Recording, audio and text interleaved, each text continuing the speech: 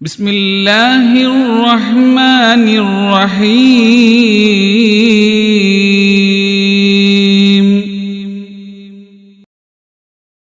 മഹാനായ Umar bin Abdul Azeez റളിയല്ലാഹു അൻഹു ജീവിതത്തിന്റെ സാഹചര്യത്തെ ഉൾക്കൊണ്ട മനുഷ്യനാണ്. ഭരണാധികാരിയായിരുന്നു, വലിയ ചക്രവർത്തിയായിരുന്നു.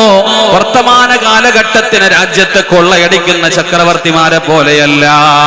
ഉമർ ബിൻ അബ്ദുൽ അസീസ് റളിയല്ലാഹു അൻഹുവിന്റെ മുമ്പിൽ ആ വീട്ടിലൊരു കിളവി വരികയാണ്. ഒരു കിഴവിയായ പെണ്ണ്. ഫാത്തിമ എന്ന് പറയുന്ന പെണ്ണിനോട് പറയുന്ന ഒരു കാര്യം ചൊല്ലൂ പെണ്ണേ, ഉമർ ഖലീഫ താമസമെവിടെ, ഒരു കാര്യം അവരോടോതാൻ തങ്ങളെ വീടെവിടെ. ഒരു കാര്യം പറയാൻ വന്നതാണ്. ഈ ഉമർ ബിൻ അബ്ദുൽ അസീസിന്റെ വീട് എവിടെയാണ്? ഇത് കേട്ട് പുഞ്ചിരിയോടെ ഫാത്തിമ ചൊല്ലി, നിങ്ങളിരിക്കൂ, ഇത് തന്നെ അവരുടെ വീട്, കാര്യം ചൊല്ലിടുവീൻ. നിങ്ങൾ എന്താ വിഷമിക്കുന്നത്? നിങ്ങൾ ഇവിടെ തന്നെ ഇരുന്നോ. ഈ കാണുന്ന കൂര തന്നെയാണ് മഹാനായ ഉമർ ബിൻ അബ്ദുൽ അസീസിന്റെ വീട്. ഈ കൂര ഉമർ ഖലീഫ തങ്ങളെ വീടോ. സുബ്ഹാനല്ലാഹ്, ഇതുപോലെ വേറൊരു കുടില് നാട്ടിലുമില്ലല്ലാഹ്. തന്റെ കുടിലിന്റെ പുനർനിർമ്മാണം നടത്താൻ വേണ്ടി വന്ന ഉമ്മ, അയൽ രാജ്യത്തുള്ള ഉമ്മ വന്നപ്പോ തന്റെ കൂരയേക്കാൾ ചെറിയ കൂര, ചോർന്നൊലിക്കുന്നൊരു കൂരയിലാണ് ആ നാട്ടിലെ ചക്രവർത്തിയായ ഉമർ ബിൻ അബ്ദുൽ അസീസ് കിടക്കുന്നറിഞ്ഞപ്പോ, ഇതുപോലൊരു കൂര ഈ നാട്ടിൽ വേറെ എവിടുമില്ല റബ്ബേ എന്ന് പറഞ്ഞ് കരഞ്ഞുകൊണ്ട് ഓടിപ്പോയെങ്കിൽ നമ്മുടെ അവസ്ഥ എന്താ? നമ്മുടെ അവസ്ഥ എന്താ? നമുക്ക് നിസ്കരിക്കണമെങ്കിൽ സമയം കണ്ടെത്തണം, നമ്മുടെ ബിസിനസ്സുകൾ ഒഴിവാക്കണം. അവ്വൽ വഖ്ത് വന്ന് നിസ്കരിക്കാൻ നമുക്ക് തടസ്സമാകുന്നത് ചെറിയൊരു വേദനയാണെങ്കിൽ, ചെറിയൊരു കൈകാല് തരിപ്പാണെങ്കിൽ, ചെറിയ തലവേദനയാണെങ്കിൽ, ചെറിയ ഒരു ശ്വാസം മുട്ടാണെങ്കിൽ, ചെറിയൊരു പ്രതിസന്ധിയാണെങ്കിൽ, കച്ചവടക്കാരെ നിങ്ങളുടെ കച്ചവടമാണെങ്കിൽ, നിങ്ങളുടെ ബിസിനസ് ആണെങ്കിൽ, നാളെ റബ്ബിന്റെ മുമ്പിൽ ഒരു ചോദ്യമുണ്ട്. എന്തുകൊണ്ട് നീ എന്റെ പള്ളിയിൽ അവ്വൽ വഖ്ത് വന്നില്ല? മറുപടി പറയാതെ ഒരൊറ്റയാളുടെയും ഇരിക്കുന്ന കാലിന്റെ ഒരു ചാൺ ഉയരത്തിൽ സൂര്യൻ വന്ന് നിന്നിട്ട് താഴെ ചെമ്പിന്റെ തറയിൽ വിയർത്തൊലിക്കുന്ന ഒരു നാൾ ഈ ചോദ്യത്തിന് മറുപടി പറയാതെ ഒരൊറ്റ മഖ്ലൂക്കിനെയും അല്ലാഹു അനകൂല. നബി മുഹമ്മദ് മുസ്തഫ അല്ലാഹുവിലേക്ക് മടങ്ങി.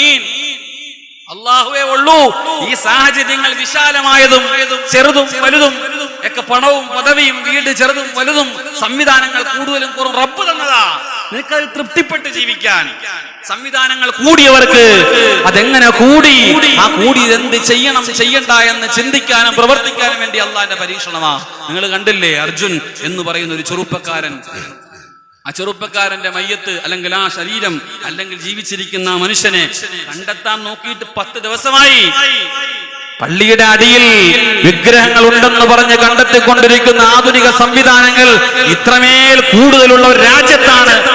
ഇതൊന്നും ഓർക്കണം, 10 ദിവസമായി കപ്പൽ പോലും കണ്ടെത്തിയിട്ടില്ല. വാർത്തക്കാർക്ക് ആഘോഷമാ, പെരുന്നാളാ. വിശുദ്ധമായ ഇസ്ലാമിന് ചില കാഴ്ചപ്പാടുണ്ട്. വിശുദ്ധമായ ഇസ്ലാം ഇതൊക്കെ വെച്ചുകൊണ്ട് അത്യാധുനിക സംവിധാനങ്ങൾ ഉണ്ടെങ്കിലും, എത്രമേൽ നീ ഉയർന്നാലും, എത്ര ശാസ്ത്ര സാങ്കേതിക വിദ്യയുടെ മുകളിലാണ് മനുഷ്യാണെങ്കിലും പറയുന്ന പാഠം, മനുഷ്യ നിന്നെ ബലഹീനനായിട്ട് സൃഷ്ടിക്കപ്പെട്ടിരിക്കുക.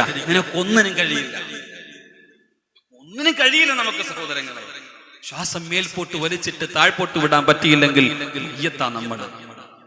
അള്ളാഹുവിന്റെ റസൂൽ പറഞ്ഞൊരു സംഭവം വെച്ചുകൊണ്ട് ഞാൻ അവസാനിപ്പിക്കുകയാണ്.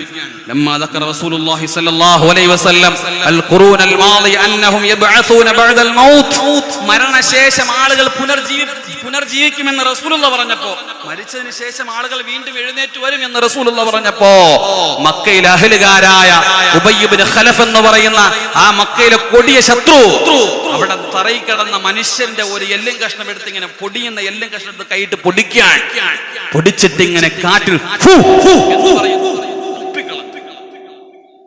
ഉബയ്യ് ഇബ്നു ഖലഫ് എന്നിട്ട് പറഞ്ഞു, ഉബയ്യ് ഇബ്നു ഖലഫ് പറയാ, ഫജഅല യഫ്തഹു ബിയദിഹി യാ അഹ്ല മക്ക, എടോ മക്കയിലെ മാടമ്പിമാരെ, ഇന്ന മുഹമ്മദൻ യസ്അമു അന്ന ഇദാ മിത്തനാ വകുന്നാ ഇളാമൻ ബാലിയ മിസ്ലൽ ഹാദൽ ഇളാം വകുന്നാ തുറാബാ. മരിച്ചു കഴിയുമ്പോ ഇതുപോലെ നുരുമ്പിച്ച് പറന്നു പോകേണ്ട എല്ലും കൂട്ട് ജീവിച്ചു വരുമെന്നാണ് മുഹമ്മദ് വാദിക്കുന്നത്. അവനെന്ത് പൊട്ടനാ എന്ന് പറയുമ്പോ വിശുദ്ധമായ ഖുർആൻ ഇറങ്ങുകയാണ്. ഈ സംഭവം നടക്കുമ്പോ റൂഹുൽ അമീൻ ജിബ്രീൽ പറഞ്ഞിറങ്ങുകയാണ്, നബിയേ ഞാൻ നിങ്ങളും ഓതാറുള്ള സൂറത്ത് യാസീന്റെ ആയത്തുണ്ടല്ലോ, വളറബ ലനാ മസലൻ വനസിയ ഖൽഖഹ ഖാല മൻ യുഹ്യിൽ ഇളാമ വഹിയ റമീം. നബിയേ എല്ലുകളെല്ലാം ഒരുമ്പിച്ചു പോയതിനു ശേഷം പിന്നെ പുനർജീവിക്കില്ലെന്നാണോ അവര് പറയുന്നത്? ഖുൽ നബിയേ അവരോട് പറഞ്ഞു കൊടുക്ക്, യുഹീഹല്ലദീ അൻശഅഹാ അവ്വല മറ വഹുവ ബികുല്ലി ഖൽഖിൻ അലീം. നബിയേ ആദ്യം ഞാനാണോ പടച്ചത് ഇവരെ? ആദ്യം ആരായവന്മാരെ പടച്ചെന്ന് ചോദിക്കും നബിയേ. ആ പടച്ച റബ്ബായ എനിക്ക് ഒന്നും കൂടി അവരെ പടയ്ക്കാൻ എനിക്കെന്ത് ബുദ്ധിമുട്ടാ നബിയേ? അവരോട് പറ, അവലൈസല്ലദീ ഖലഖസ് സമാവാതി വൽ അർള ബിഖാദിരിൻ അലാ അൻ യഖ്ലുക മിസ്ലഹു വലാ വഹുവൽ ഖല്ലാഖുൽ അലീം.